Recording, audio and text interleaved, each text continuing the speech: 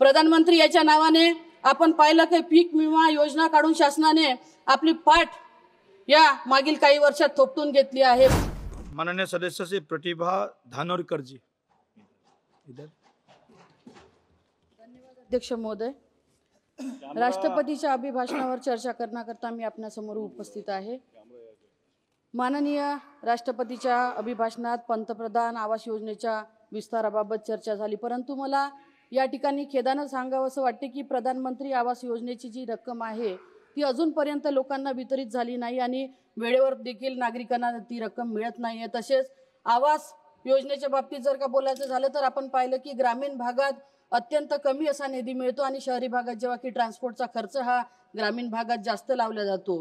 राष्ट्रपतीच्या अभिभाषणादरम्यान आपण पाहिलं की गावातील गरिबांसाठी भूमी हक्क देण्यासाठी स्वामित्व योजनेअंतर्गत संपत्ती कार्ड दिल्या संदर्भात त्यांनी त्या ठिकाणी सांगितलं, परंतु मी या ठिकाणी सांगू इच्छितो की आजही माझ्या जिल्ह्यात 3 पिढ्यापासून शेती करत असलेल्या शेतकऱ्यांना शेत जमिनीचा ताबा अद्यापही मिळाला नाही। त्यांना कायमस्वरूपी पट्टे अजूनही मिळाले नाही आणि कायमस्वरूपी पट्टे न मिळाल्यामुळे स्वामित्व योजनेचा उपयोग तरी नागरिकांना कसा होईल याचा देखील विचार आपण या ठिकाणी केला पाहिजे। माननीय अध्यक्ष महोदय, राष्ट्रपती महोदयांनी सरकारचे लक्ष हे तरुणांच्या शिक्षण व रोजगाराकडे असल्याचे सांगितले, परंतु केंद्र सरकारचा 2 कोटी रोजगार देण्याचा दावा हा पूर्णपणे खोटा ठरलेला आहे। 2014 मध्ये इलेक्शन लढवत असताना भाजपाने सांगितलं की 2 करोड लोकांना आम्ही रोजगार देऊ, पण आपण पाहिलं की आजही केंद्र सरकारच्या रोजगार पोर्टलवर सर्वात जास्त रोजगाराची नोंदणी ही युवकांची झाली आहे, मात्र अजूनही कोणाला रोजगार त्या ठिकाणी मिळाला नाही। आणि मागील 10 वर्षाचा लेखाजोखा जर का आपण काढला तर सगळ्यात जास्त बेरोजगारीचा उच्चांक या 10 वर्षाच्या काळात शासनाने गाठलेला आपल्याला लक्षात या ठिकाणी येते।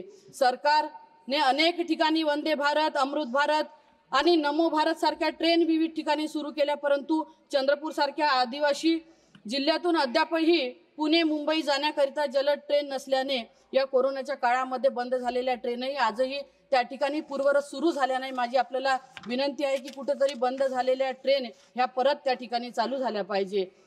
माननीय राष्ट्रपती महोदयांनी डिजिटल क्रांती संदर्भात सरकारची भूमिका मांडली, परंतु आज डिजिटलायझेशनमुळे आपण पाहिलं की सायबर जे गुन्हेगारी आहे ती मोठ्या प्रमाणात वाढत चालली आहे। अनेक नागरिकांना सायबर गुन्हेगार हे गंडवताना आपल्याला दिसत आहे, कुठल्याही प्रकारची कारवाई त्यांच्यावरती होत नाही। शासनाने या संदर्भात देखील व्यवस्था ठेवून त्याच्याकडे प्रभावीपणे अंमलबजावणी करणं हे अत्यंत आवश्यक आहे। माननीय अध्यक्ष महोदय, केंद्र सरकारच्या कर्मचाऱ्याच्या पेन्शन विषय विविध योजना लागू केल्याच्या आश्वासन या ठिकाणी राष्ट्रपती महोदयांनी दिलं, पण मला या ठिकाणी सांगावंसं वाटते की महाराष्ट्रातील कर्मचाऱ्यासाठी 2005 पूर्वी लागू करण्यात येणारी जे जुने पेन्शनची योजना आहे ती अजूनपर्यंत त्यांना लागू केली नाही। महाराष्ट्रातल्या कर्मचाऱ्यांसाठी ही योजना अत्यंत महत्त्वाची आहे, त्याच्यासाठी जुन्या पेन्शनवरती काहीतरी ठोस असा निर्णय केंद्र शासनाने घ्यावा अशी मी कडकडीची विनंती आपल्याला या ठिकाणी करत आहे। माननीय राष्ट्रपती द्वारा नारी शक्ती वंदन नियमांचा दाखला दिला गेला, परंतु त्याच महाराष्ट्रात महिलांवर होणाऱ्या अत्याचारा विरोधात आपण पाहिलं असेल की मी आमदार असताना देखील मागणी केली होती की महिलांसाठी शक्ती कायदा त्या ठिकाणी अंमलात आणला पाहिजे आणि त्या शक्ती कायद्याचा प्रस्ताव हा केंद्राकडे अनेक दिवसापासून प्रलंबित आहे, पण अजूनपर्यंत त्याच्यावरती कुठलाही निर्णय अजूनपर्यंत झाला नाही। आपण जर का खऱ्या अर्थानं महिलांना बरोबरीचा हक्क या ठिकाणी देत असेल तर कुठेतरी त्या कायद्यावरती देखील अंमलबजावणी होणं हे अत्यंत गरजेचं आहे। प्रधानमंत्री याच्या नावाने आपण पाहिलं की पीक विमा योजना काढून शासनाने आपली पाठ या मागील काही वर्षात थोपटून घेतली आहे, पण त्या संदर्भात राष्ट्रपती महोदयांनी आपल्या भाषणात देखील त्याचा उल्लेख केला, परंतु अजूनपर्यंत पीक विम्याचे पैसे वर्षभरापासून शेतकऱ्यांच्या खात्यात अजूनही जमा झाले नाही। आणि कुठेतरी आपण पाहिलं की जगाचा पोशिंदा म्हणून शेतकरी जेव्हा काम करत आहे आणि काम करत असताना त्याच्या शेतमालाला हमी भाव म्हणजे MSP अजूनपर्यंत मिळत नाही। माझी आपल्याला विनंती आहे की जगाचा पोशिंदा हा शेतकरी जगला तर खऱ्या अर्थानं जग हे सुरळीत चालन, त्याच्यासाठी कुठेतरी शेतकऱ्यांच्या शेतमालाला हमी भाव देणं हे अत्यंत गरजेचं आहे। राष्ट्रपतीच्या अभिभाषणात विमान सेवा संदर्भात चर्चा झाली, परंतु माझ्या लोकसभा क्षेत्रातील मूर्ती विमानतळाचा प्रस्ताव अनेक दिवसापासून त्या ठिकाणी प्रलंबित आहे। या संदर्भात सरकारने अजूनही आपली भूमिका ही स्पष्ट केलेली नाही।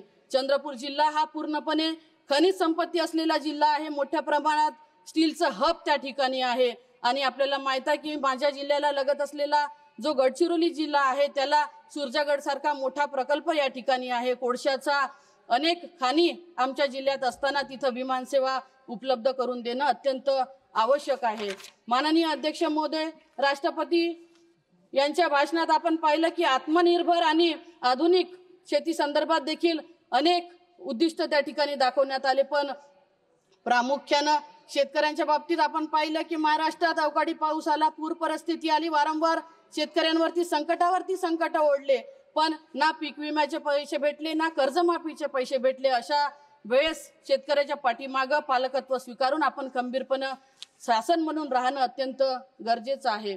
केंद्र शासनाने अमृत योजने अंतर्गत नागरिकांना पाणी मिळवून देण्यासाठी करोडो रुपये खर्च केले, पण अमृत योजनेच्या बाबतीत आजही आपण पाहतो की जलजीवन मिशन असतील किंवा अमृत योजना असतील, या सगळ्या योजनेची परिस्थिती सारखीच। आजही जलजीवनच्या नावाखाली आपण करोडो रुपयाचा खर्च त्या ठिकाणी केला, पण आज ग्रामीण भागात पाण्याची व्यवस्था कुठेही पोहोचली नाही आणि त्या आपल्या योजनेचा लाभ हा कुठल्याही नागरिकांना मिळाला नाही। मग जेव्हा आपण शासनाचा करोडो रुपये खर्च करून आपण निधी खर्च करून जेव्हा योजना राबवत आहोत, त्याचा लाभ हा समाजाच्या शेवटच्या घटकापर्यंत प्रत्येक नागरिकापर्यंत पोहोचणं हे अत्यंत गरजेचं आहे।